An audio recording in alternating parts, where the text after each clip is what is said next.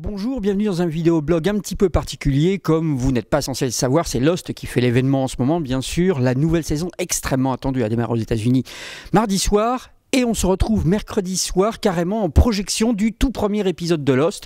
Projection, pourquoi? Parce que cet épisode-là, ainsi que tous les autres, on va pouvoir les voir sur TF1 Vision en version originale sous-titrée le lendemain de la diffusion. C'est un processus que l'on commence à connaître via TF1 Vision. Et nous avons avec nous Pascal Le Chevalier qui est directeur justement de TF1 Vision. Bonjour. Bonjour Alain. Donc c'est l'occasion justement de parler un petit peu de cette nouvelle diffusion des séries via la SVOD, via Internet et de façon parfaitement légale.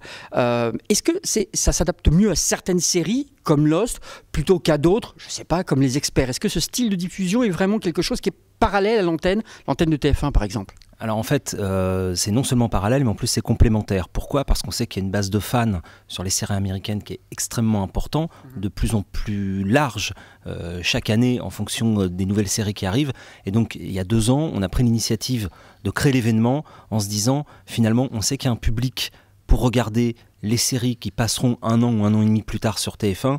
Et on a envie d'exploiter cette nouvelle chronologie en proposant aux fans immédiatement après la diffusion US, les épisodes en VOST. On a testé, on a rencontré un succès foudroyant et donc on a décidé de le généraliser. Une série en 2007, 4 en 2008 et on en a 8 en 2009 et 9 aujourd'hui avec l'arrivée de Lost. Mais est-ce que ça ne s'adapte pas plutôt à un type de série particulier? Je me souviens, vous aviez même mis en ligne les Sarah Connors Chronicles avant même leur diffusion sur TF1. Est-ce que ça voudrait dire qu'il y a presque 2 systèmes, TF1 qui vise un public très large, très grand public, et TF1 Vision, là qui peut se permettre dès le lendemain de toucher un public plus petit, plus restreint, mais suffisant justement et qui demande ce genre de choses?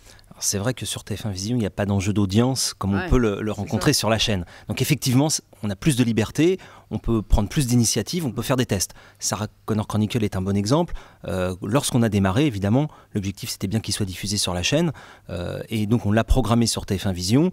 Évidemment, la série était moins connue qu'à l'époque Dr House ou Heroes, donc forcément les résultats n'ont pas été tout à fait les mêmes, puisque sur TF1 Vision d'ailleurs, comme sur la chaîne, il y a les séries à très grand succès, puis il y a des séries plus confidentielles. Alors après, l'idée c'est de trouver le modèle économique qui nous permet de satisfaire les vrais fans, ceux qui ont envie de retrouver la série et de leur proposer le plus vite possible.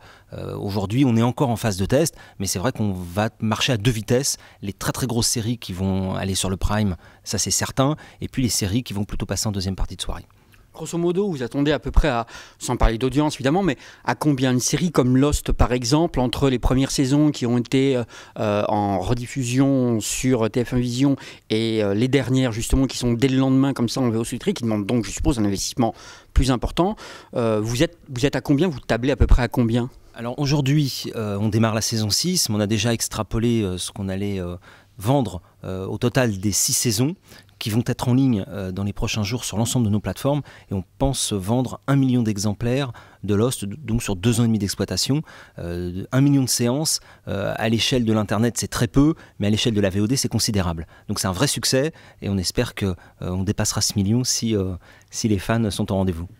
Alors c'est un vrai succès, mais alors justement je vais poser peut-être pour ceux qui nous regardent la question qui fâche, c'est un vrai succès, est-ce que ça veut dire qu'on pourrait s'attendre quand même à une baisse des tarifs, à peut-être acheter une saison complète d'avance, etc. Parce que c'est la réaction que j'entends souvent, on juge que c'est peut-être, surtout pour une série en location pendant quelques heures, 2-3 jours, c'est peut-être un peu cher. Alors, la bonne nouvelle, c'est qu'on lance un Season Pass, donc je vous invite à aller sur TF1 Vision pour voir le prix, mais ça c'est déjà pris.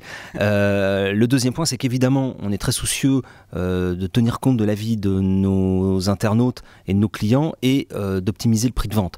Malheureusement, on est quand même assez concurrencé par le piratage et qu'aujourd'hui, on est encore en dessous des vrais volumes qu'on devrait atteindre pour pouvoir compter baisser le prix de vente. On espère pouvoir le faire, mais finalement, plus l'offre légale se déploiera et plus on aura de clients, plus on pourra jouer sur le prix de vente, et on a vraiment la volonté d'accompagner les internautes avec un prix de vente aux alentours de 0,99 par exemple. Ouais, c'est le but. À moyen terme, c'est le but. C'est vraiment l'objectif. Maintenant, très sincèrement, la piraterie détruit beaucoup trop de choses pour que ça puisse continuer comme ça. Merci beaucoup Pascal, merci à vous, on se retrouve dans le prochain vidéoblog et écoutez, il y a une seule solution si vous voulez voir Lost, soit vous venez en projection à TF1 comme nous pour le voir sur grand écran, je vous ai pas encore parlé de la série, je vous en parlerai une prochaine fois, soit vous la regardez sur TF1 Vision, si finalement je vais vous en parler. Le retour de Lost c'est à tomber par terre. C'est absolument génial. Voilà, maintenant vous pouvez aller regarder l'épisode. À bientôt.